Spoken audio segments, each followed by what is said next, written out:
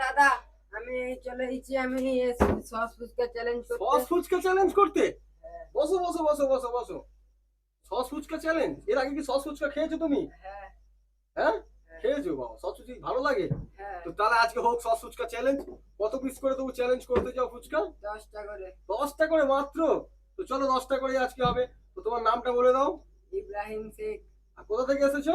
রামদাপুর থেকে। আচ্ছা, তাহলে আজকে কি তুমি জিতলে তোমার জন্য কিন্তু গিফট আছে, আর না হলে তোমার জন্য কিছু টাকা আছে, সেটাই দেবো। তো চলো স্টার্ট করা যাক। 3, চলো স্টার্ট। সস ফুচকা প্রথমবার। উম, আচ্ছা,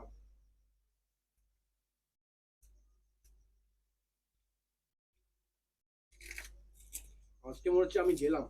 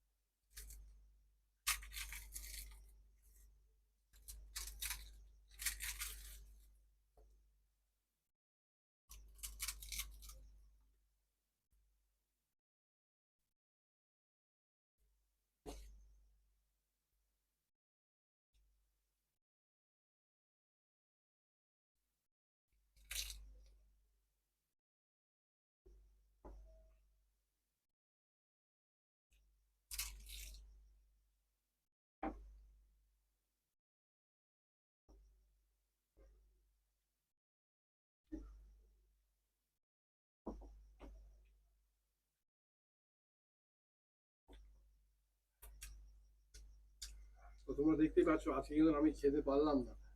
এখন আমার 3 পিস রয়ে গেছে, খেয়ে নেওয়ার জন্য বলবো।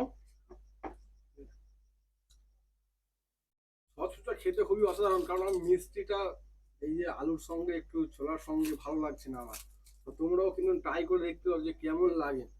আমার তো খুব মোটামুটি তেমন ভালো লাগলো না, কিন্তু দেখো যে ইব্রাহিম যে এসেছে সে কিন্তু, তাকে 10 পিস দেওয়া ছিল চ্যালেঞ্জ করার জন্য, সে কিন্তু সস এনে একদম ধোঁয়ার মতন সব সস উড়িয়ে দিল। তো আজকে ওর জন্য ছোট একটা গিফট আছে। গিফটটা হলো একটা, দিয়ে দেবো ওকে 100টি টাকা আজকে, কারণ ও উইনার হয়েছে, আজকে জিতেছে চ্যালেঞ্জটা। তো ওকে 100 টাকা দিয়ে দেবো। গিফটটা আমি দিয়ে দেবো, গিফটটা এখন আনা নেই। তো তোমরা যদি চ্যালেঞ্জ করতে চাও তাহলে কিন্তু সব সময় আমার স্টুডিও সব সময় খালি আছে।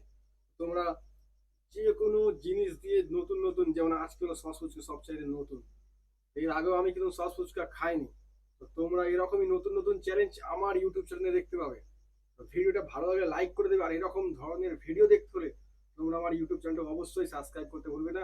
সবাই ভালো থাকবে, সুস্থ থাকবে, পল্টু দা ইউটিউব চ্যানেল দেখতে থাকবে।